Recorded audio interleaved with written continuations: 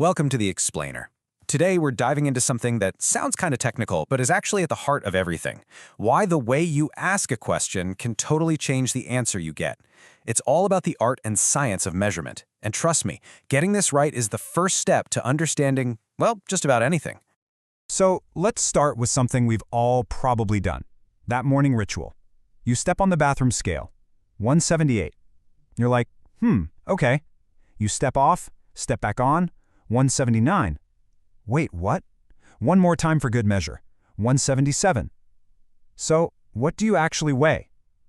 That simple little frustration, it perfectly captures the two big challenges of measurement. So what's the problem here? Your scale just isn't consistent. When a tool gives you different results for the exact same thing, you've got a problem with our first big idea, reliability. If you can't depend on the tool, you can't trust the data. It's that simple. Now, let's imagine a different tool. Say you're building a bookshelf, but you're using a warped yardstick.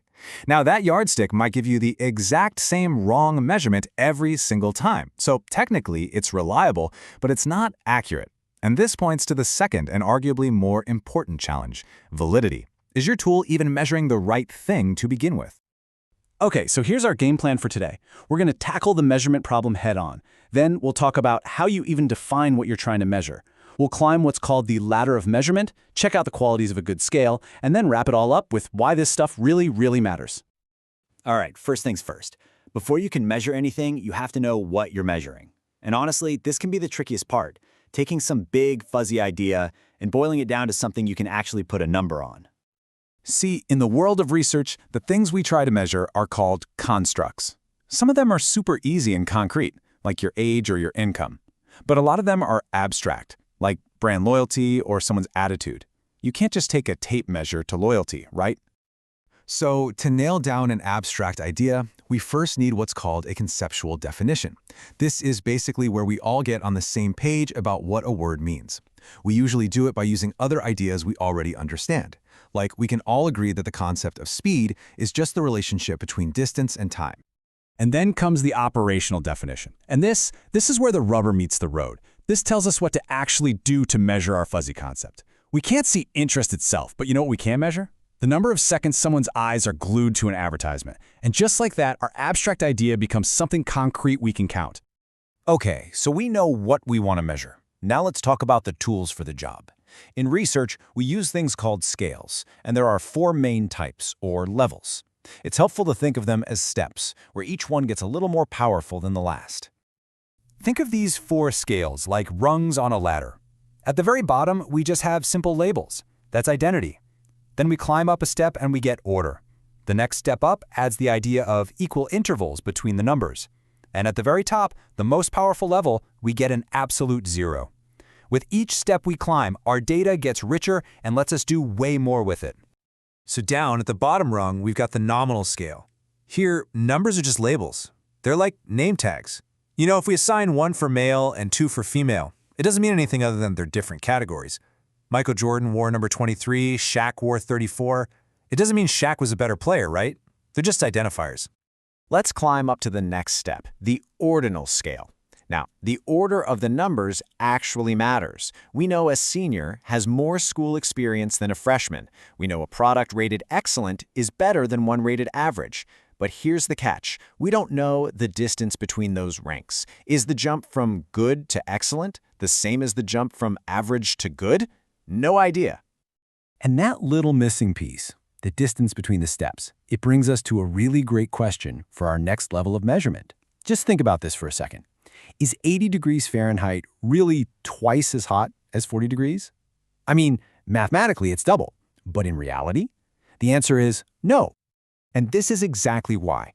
The Fahrenheit scale is what we call an interval scale. Its key feature is that the intervals are equal. The amount of heat it takes to go from 30 to 40 degrees is the same as going from 70 to 80. But, and this is the big but, it has no absolute 0. 0 degrees Fahrenheit doesn't mean there's no heat.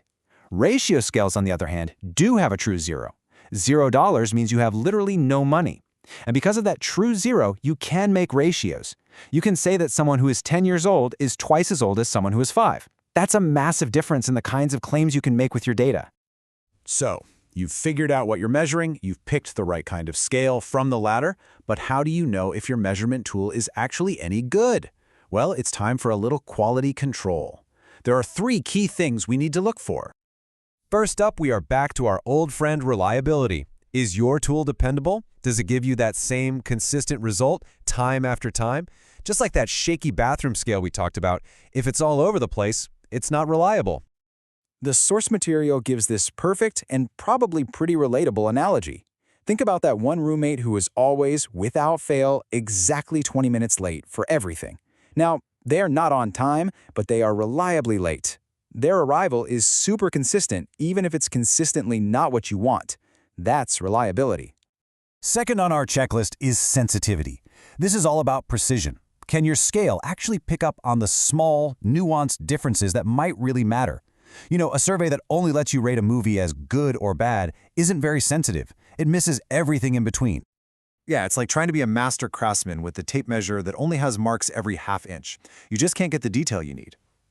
And what's interesting is that researchers often have to make a trade-off here.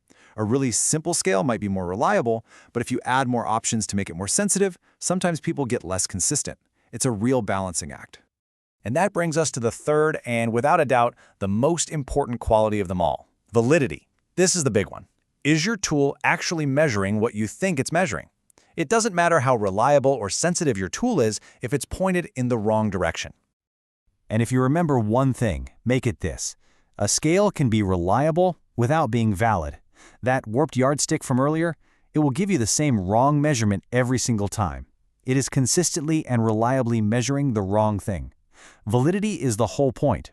Without it, your numbers, no matter how consistent, are basically meaningless. Okay, let's bring it all home. Why does any of this stuff matter outside of some academic paper? Well, because we're surrounded by this stuff every day. Whether you're a CEO looking at a customer satisfaction survey, or just someone trying to make sense of a news poll, this is absolutely critical. You see, poorly designed surveys are like a minefield for validity. Think about it. If a survey asks about a new policy but doesn't give people a don't know option, what happens? People who have no idea just pick something random, usually the middle option. That totally skews the results. Or if a scale has an even number of points, it forces people who are truly neutral to lean one way or the other. These little design choices can completely destroy the validity of the data you're collecting. So the next time you're asked to rate your experience from 1 to 5, or you see a poll with a margin of error, just take a second. Ask yourself, is this reliable? Is it sensitive enough to capture what's really going on? And most importantly, is it valid? Is it actually measuring what it claims to be measuring? Because once you start asking these questions, you stop just seeing numbers, and you start seeing the real story behind them.